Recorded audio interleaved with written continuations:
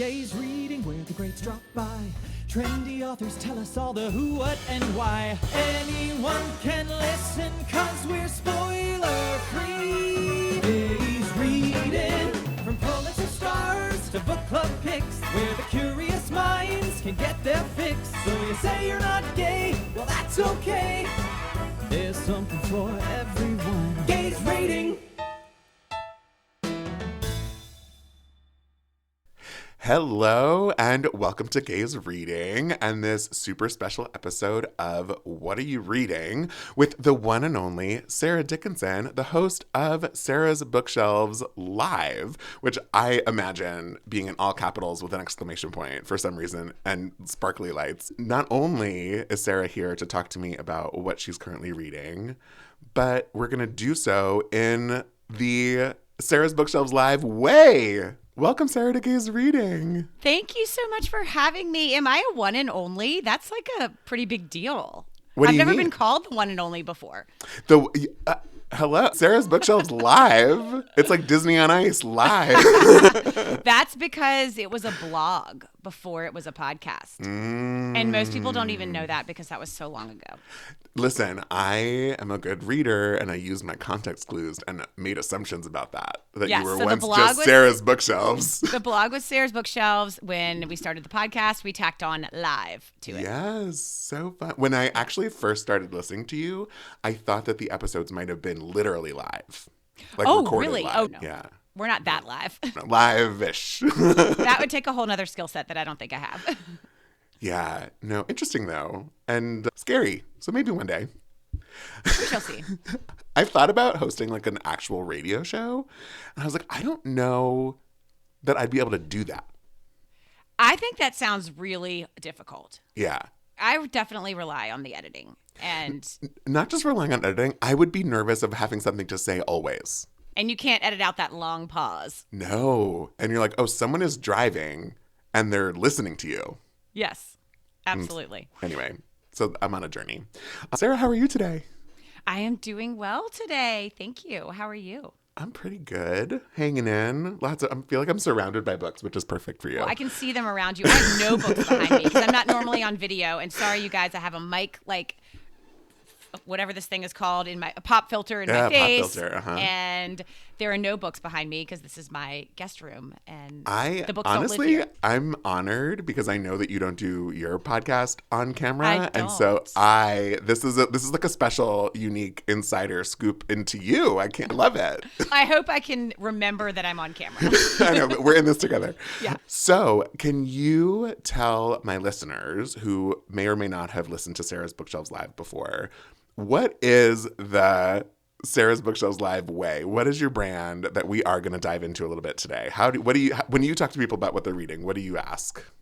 When I first of all, my brand, I would say, is like when you first press play on my podcast episode, we have a little intro and it says, getting real and sometimes snarky about books and reading. So we always share our real opinions. We do talk about books we don't like. Sometimes we're a little bit snarky. I try to always be constructive and concrete when I talk about a book I don't like, but I do a lot of different kinds of episodes. Mm-hmm. I have two co-hosts, Catherine and Susie, who join me for many episodes now. It didn't used to be that way, but intermixed with Catherine and Susie, I have other guests from the publishing industry where we will go behind the scenes of different corners of the book world. I have other sort of indie booksellers that come on. And then I also have some author interviews, not as many as you have. But I used to do a ton of author interviews, and I do probably anywhere from 4 to 7 a year right now. I would say the kinds of things that I like to talk to my guests about. I love to go behind the scenes of whatever I'm talking about. So if it's an author, the story behind the book, the story behind that author's publishing journey. If I'm talking to somebody from the book world, I want the behind the scenes scoop on their job. Yeah. I love that. And I feel like you're my sister in podcasting. Oh, I love it. I'll be your sister any day. Yes. Okay. This is a unique episode of What Are You Reading? Because I'm not just going to simply ask you, what are you reading? But I'm going to ask you what you're reading in the Sarah's Bookshelves Live way, which is, of course, two new books that you love, two old books that you love, a book that you didn't love, and a book that you're looking forward to. Where did that structure come from for you? Originally, this is way back, but the original idea for the show was to have other book influencers on to talk about what they were reading. So we were like, let's put in some sort of structure. And it was more like, how do we fit in all these different types of books that we want to fit into an episode? So we know that people like to hear about backlist books. So those are our old books. We know people love to hear about upcoming releases. So that's our upcoming release we're excited about. We like to talk about new books because that's a lot of what we're reading. And in keeping with the Sarah's Bookshelves brand of always being truthful and honest about our opinions about books, we needed to talk about a book we did not like. Yeah, which really stressed me out on your show, but I did it. You did I persevered. Really good job. Can you imagine if you were stressed? The authors that come on, they are super stressed. They try to either totally dodge that question, and I allow them to if they are not comfortable. But also they will cheat and maybe pick a classic. The author's long dead, which is a good way to get around it. Some will say, look, this is a great book, but it's just not for my personal taste, which is also, I mean, honestly, I think that is the bottom line about books you don't like. Yeah. There are a million different kinds of reading tastes out there. There is a book for everybody. There's probably a person out there in the world that likes every single book out there. Yeah. Just before we hit record, we were talking about a book that I loved and you didn't love. Exactly. And here we are. Say that on the air? Or We are not. Okay, all right. So, all of that said, so what are the old books that you love? The first old book I loved, and I'm going to try the best that I can to talk about these in keeping with the style that you talk about books on your show, like vibes first, right? Yes. So I read this novel in 2023, which was about a year after it was published. And I had not heard much about it in the year that it had been out. And I still haven't heard much about it, but I loved it. And it's called Like a House on Fire by Lauren McBrayer. Yeah. It is a story about a married mother of two who returns to her career after feeling stuck in her life. And she develops a really intense relationship with her new female boss, which changes her life. This is a very intense, character-driven love story between two women.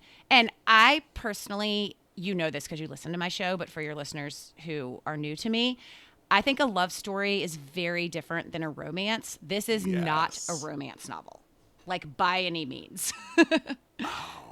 This was not on my radar at all. You had never heard of this? No. Oh, okay. That makes me happy. Yeah. So when I saw it come in to learn about it. The focus here is about the emotional connection between these two women. It's very intense. There are some sort of torrid and breathless scenes, but that's not the crux of the story. It's really about a woman who, for most of her life, has carried the load for all the people around her, like many women do. And she finally meets someone who sees straight through to what she needs and what she wants and what she's going through. And it's also about finding just your person in life, regardless of whether that person is the gender that you thought you were attracted to your entire life. Like, our main character had never considered herself to be a gay woman. And this couple reminded me of Glennon Doyle and Abby Wambach. Yes. And I listened to their podcast. And the whole time I was reading, I was like, oh my gosh, this is like Glennon and Abby on the page. Oh, how interesting. I need to check that out. What? I have to check it out. I'm so excited. Oh, I thought you said we have to take that out. Wait, I have to check it out. You don't listen to Glennon and Abby's podcast? No. Oh, it's We Can Do Hard Things. It's so good. Okay. But when I finished the book, the really interesting part about this was I Googled around because I like to do that sometimes. I like to go behind the scenes of the book, as I mentioned. And there was an article in Vogue written by the author, Lauren McBrayer. And she talks about how this book started out as a, quote, meditation on gender dynamics in a heteronormative marriage. But it turned into something else entirely during her writing process. She realized her own marriage was falling apart, and her agent pressed her if the stuff in the book, did this really happen? And she said, not literally, but the emotional core of the book is true. So it's very much based on her real life. And if you want to read it, and if you are sensitive to spoilers like I am, wait until after you read the book before you Google this Vogue article because it does give away the ending. Oh, good to know. Okay. Yes. I do not like to be spoiled. No, me either. We are very spoiler free on Gaze Reading. Oh, good. Says the theme song. Like a House on Fire by Lauren McBrayer. If you have not read it yet, it's so good. And it's very under the radar. There is a book coming out at the end of September that I won't say what it is on the air because it is going to be my November Gaze Reading book club pick through Alstora. But it has like some similar vibes to what you're saying. And I'm excited to share more with you. Okay, you have to tell me so I can go request the galley after we get off the air. Yes, I will. So what is your other old book that you loved? So my second old book is a 5-star read, and it was one of my favorite books of 2021, the year it came out. And it's the final revival of Opal and Nev by Donnie Walton. Have you read this book? I have. You have? Okay. It's a debut. I loved it. Oh, good. I loved it too. And it's an oral history, but it's fictional, and I am a sucker for oral histories, fictional or nonfiction. I have a really hot take about this book. Oh my gosh. Okay. Do you want me to do Yes, do your my spiel whole thoughts first. and then you Yeah, do? yeah. Okay. Well, now you have me really curious. So it's a fictional oral history. It's set in the 1970s music world, and a present-day journalist investigates the story behind an iconic photograph of the interracial rock duo Opal and Nev. And the photograph was taken at a riot at a concert in the 1970s. I love the oral history format because I feel like it gives stories a very sort of delicious, gossipy feel. Mm-hmm. It allows for a lot of speculation about motives, and that is a lot of what this story is. It's like a darker, grittier, less escapist version of Daisy Jones and the Six. Oh, what? That's connected to my hot take. Okay. Keep going. All right, good. All right. We'll put a pin in that. And what happened was this iconic photograph took on a life of its own following the riot at the Rivington Showcase, which was the concert. And the journalist examines how so many people dissected this photograph to mean so many different things, and they projected a lot of very deep meaning onto it, some political, some not. And she goes into, was all of this intended? Did the people in the photograph intend to disseminate these messages that a lot of the people viewing the photograph were projecting onto it? And we do also, of course, get the broader behind-the-scenes story of the rise and fall of the rise and the eventual breakup of Opal and Nev as a rock duo. Yeah. And Opal is the most amazing character. She is memorable. She's singular. I had never read anyone like her before. She's extremely provocative, yet also really vulnerable. And she's funky. She's like creatively and stylistically funky. And there are these editor's notes at the end. Oh, sorry. There are these editor's notes that are like injected throughout the story, kind of mixing in the journalist's own journey as she's learning the details behind this photograph. And again, going back to behind the scenes of this felt very, we're getting the behind the scenes scoop, even though it's fictional, right? It's the kind of book that like tricks your brain into thinking you're reading about a real band, which also Daisy Jones and the Six did for me as well. The amount of Googling to see what was real was a lot. And then, is there anyone it could be based on? Yeah. All right, I want to hear your hot take. So I read Opal and Nev first.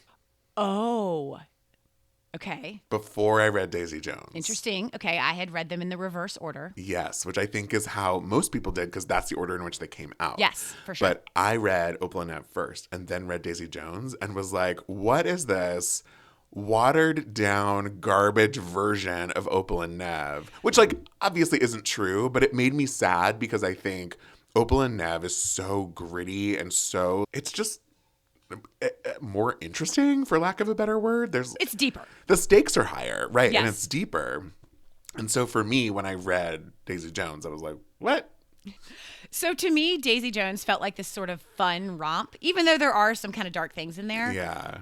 And Opal and Nev did not feel like a fun romp. it was like intense. Yeah, and it was like a real story. But I kept turning those pages really quickly also. Yeah, exactly.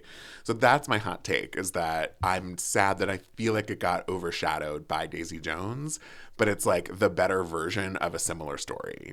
I agree. And I am glad I read them in the order that I did, because I rated both of them 5 stars. Yeah. Oh, that's so interesting. So I didn't ruin my reading experience of Daisy Jones. And that's such an interesting, just like, thought exercise on context mattering. Oh, 100%. There was this book that I loved recently that a bookstagrammer wrote to me about that she really didn't like.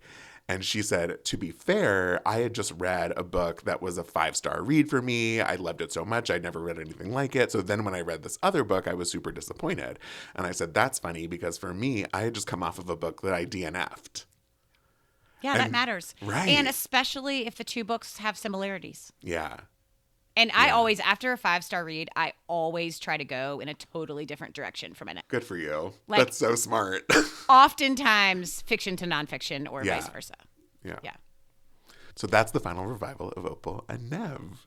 Yes. Loved. Okay. Now we're on to new books. Yes, we're on to new books. And you are getting an exclusive. Both the new books I'm sharing today, I have not actually talked about on my own show. Oh. Yet.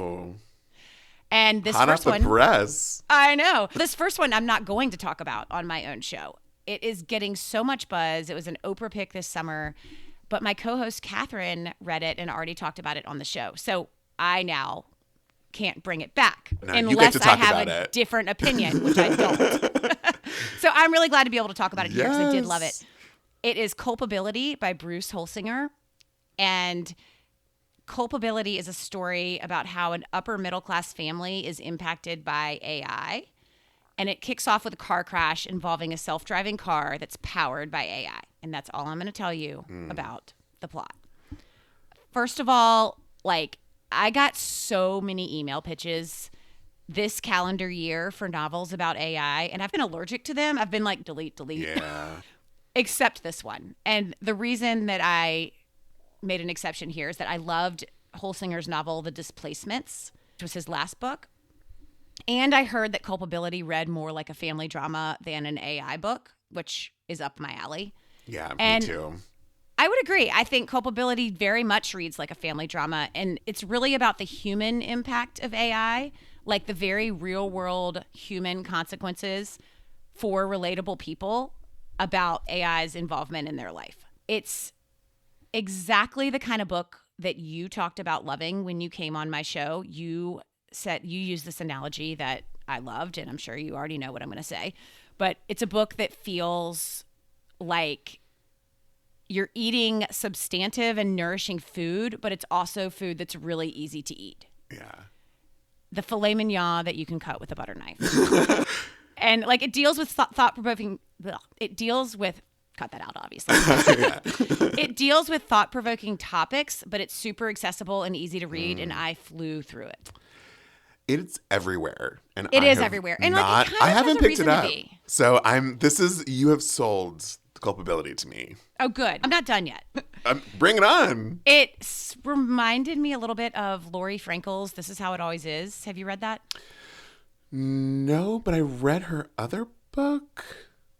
This is a couple books ago for her. And I would say it's her most well-known, but it's about this regular family who has a very young child who from a very young age knows is transgender.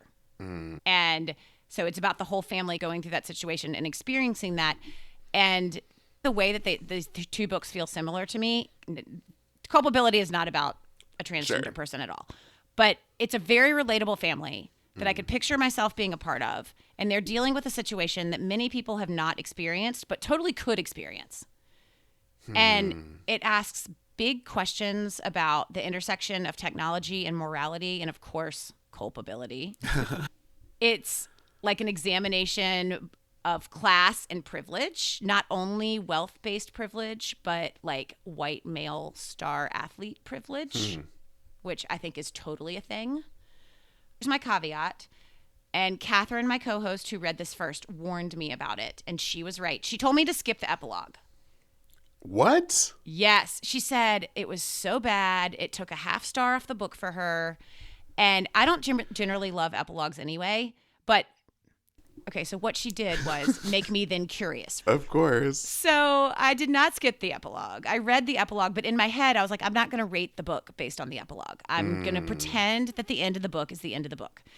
And I did agree with her. The epilogue just took the wind out of the sails. There's at the end of the book, like my jaw was on the floor, and the epilogue just tempered all that emotion. Interesting. And I was like, no, in the book with my jaw on the floor, please. This is so funny, this comparison that I'm about to make, but Okay. I watch a lot of Project Runway, and the amount of times that something like styling will affect a judgment. The outfit is amazing, but then they like also had a jacket on, and then at the judging station they're like, take the jacket off, and they're like, see, if it didn't have the jacket it would have won. And so that's what this sort of feels like. It's the perfect outfit come the ending, and then they tacked on a little more. It feels like to me sometimes publishers, and I could be wrong, I don't know the order of how the epilogues get put in, right? But I feel like an author probably ends a book at the end of the book, and the publisher comes in and is, oh, people are going to think that's too open-ended. We need to wrap things up in a tidy bow. You got to put in an epilogue. And that annoys me to Kingdom Come. This is very interesting that you're bringing this up, because I know that you're not saying that as fact of what happened with Culpability. No, it's my opinion. But that's an interesting observation of how it is perceived, and knowing that you're not alone and that the epilogue didn't work. I can't help but feel like sometimes in the industry, people who have their head down in the industry, they're not actually paying attention to what readers want. Yeah, no, I agree. But I also do think we read a ton of books. We are not representative of the average reader. No. And I do know that, and I know this from just looking up a bunch of books on Goodreads and like seeing the reviews, a lot of people's negative reviews is, I hated the ending. They didn't give me the ending. And so I know that an ending and by the way, the ending of this book, I wouldn't even say it's that open-ended. It's not. Yeah. But my point being was there was a level of emotion that Bruce Holsinger got me to feel with the ending. I was like, oh my gosh. Interesting. And then it just dribbled after that. Okay. Noted. So noted. And that's Culpability by Bruce Holsinger. And we are going to be doing a spoiler discussion on this book for my paying subscribers on Patreon and Substack. Yeah, Catherine and I are going to do that. Fun. All right, I have to read it and then join in. Yeah. So my and that's Culpability by Bruce Holsinger. And my second new book I loved is a very under the radar debut that I featured it in my fall preview podcast episode, but I had not read it yet. And I've now read it. I loved it, and I hope it gets more attention. It is Dominion by Addie E. Kitchens. And it came out like at the end of August. So it's out. You can get it now. It is the story of a very public fall from grace of the prominent reverend of a black church in a small Mississippi town in the year 2000 and his golden boy son, who, by the way, the son is nicknamed Wonder Boy. So we're not hiding the fact that the son has done all the things, right? Yeah. And obviously, when I told you what this book is about, I said the Reverend and his son, right? And yes, the men in this story do take up a lot of space.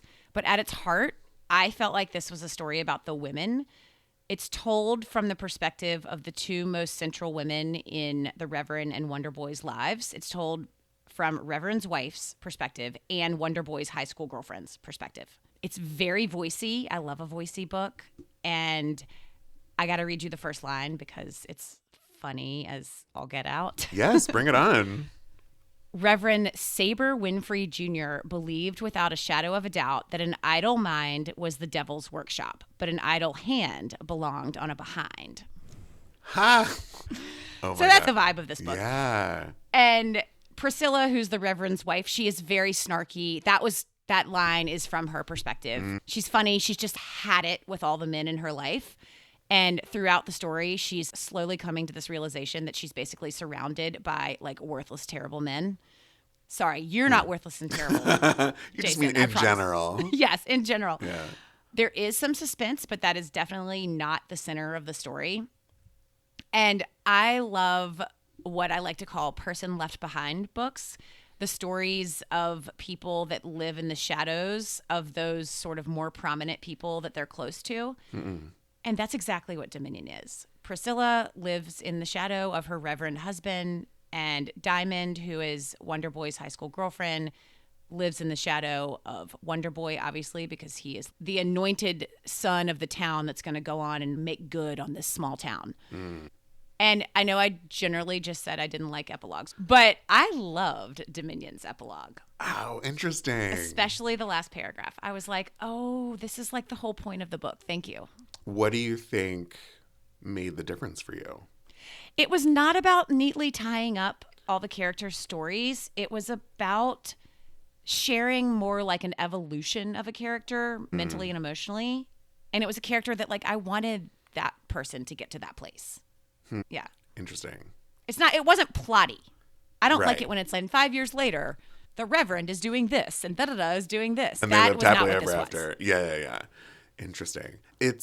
I'm not necessarily seeing it all over the place in quotation marks. However, it Yeah. has such a stark cover. It does. That when I clocked it, I was like, oh, I'm recognizing this from other places on Instagram or bookstore windows or whatever, because the cover is very striking. It's a very elongated church steeple that's made to look like a snake.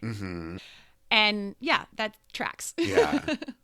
It's very short. It's 240 pages. Oh, perfect. Yeah. And I am a sucker for, if I love the writing, if I love the voice, I will go anywhere with an author. And I hope a lot more people read this book. It's just deliciously gossipy, dark side of the church kind of stuff. This is interesting because this is the second time you've talked about gossip. That's why you like, whatchamacallit novels? Oral histories. Oral histories. Uh-huh. Yeah. Yeah. I'm learning I a lot also about you, love- Sarah. I also love trashy reality TV. Oh my God, so funny. Love Island. Yes, ma'am. There is a book coming out in December called The Book of Luke. Is that on your radar? Oh, no. By Lovell Holder. Okay. It's being pitched as Survivor meets Less. Oh. Interesting. Yeah. So I've heard it gives you like everything you want in trashy TV, but also everything you want in a good novel. In a good literary novel. Okay, Yeah. perfect. I loved The Compound this summer. Oh, uh-huh. Did you read that? I didn't, but it's sitting on my shelf. It's like a very dark, gritty Survivor meets Love Island kind of reality show, but it's not frothy and fun. It Yeah. is dark and gritty, and there's an apocalyptic stuff going on like outside of the villa they're all living in. Interesting. Okay. Another 5-star read from the summer. Bonus pick. All right. What is the order in which you go next on your Okay, show? so I go to Did Not Like, because I don't want to finish on a negative. Yeah. Smart. And Smart. then I finish with upcoming release I'm excited about. Okay. So what book did you not like? So this book is getting a lot of great reviews. Yeah. Also, I've been in a massive nonfiction slump this year. Interesting. Like, I'm calling it the great nonfiction slump of 2025, which is also turning into the great audiobook slump of 2025 because I only Nonfiction. listen to, let me rephrase that. Yeah.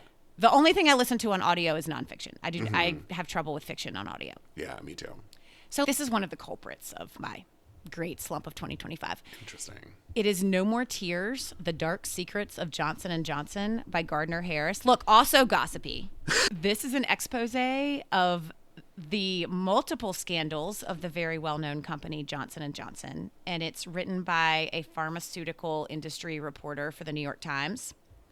And he covered a number of scandals, some that I was familiar with and some that were new to me, like the Johnson's baby powder containing asbestos, which that was new to me. I did not know that. He covered the Tylenol arsenic poisoning scandal, which I was aware of. Which there's a documentary about on Netflix, Oh, and is it's there? so good. Oh yeah. my God. Okay, now I'm going to have to go watch that. He talks about marketing dangerous antipsychotics to children, which I did not know about. And then he also talks about a cancer drug that actually makes tumors grow, Oy. which I did not know about. I love a book about a scandal, which is not surprising after this whole conversation today where I've just been talking about gossip. You guys, I do other things besides gossip. Yes, you do. You do. You Yeah. do. But I heard Al Woodworth, who is one of Amazon Books' editors, say that No More Tears was like reading Empire of Pain by Patrick Radden Keefe, which I absolutely loved. Yeah, good book. Like, great book. Very scandalous, lots of big revelations, but also really propulsive. Mm-hmm. Yeah, it's like a And- thrilling family drama. Oh, absolutely. So that's what I was expecting from No More Tears. And there are big revelations in this book, but it is not propulsive. Sorry. It's very dry at times. There is a lot of medical jargon, a lot of legal jargon, a lot of really long names of different drugs and medications. And obviously, not obviously, because I am not an auditory learner, but on audio, that was even more difficult for me and Sure. even more dry for me and harder to keep up with. And I think it's just imagining I was going to get Empire of Pain might have set me up for disappointment here. Yeah. Yeah.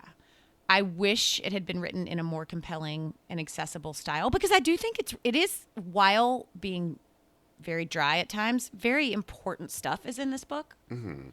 And I'm glad that it was published to get that stuff out there, but I wanted it to be more like that filet mignon. Yes. Yeah.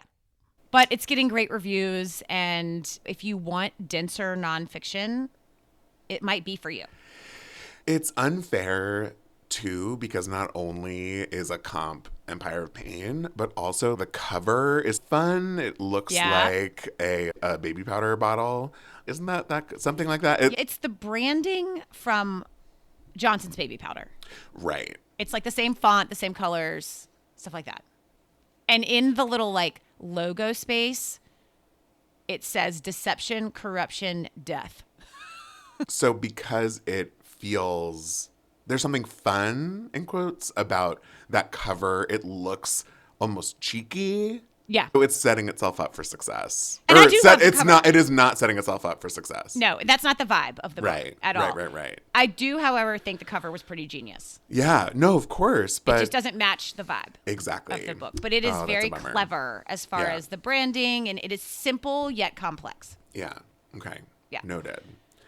So that's No More Tears by Gardner Harris. I'm so sorry, but that book's doing well. Right. doesn't It's need doing me. fine. As a gift to help with your nonfiction slump, Please.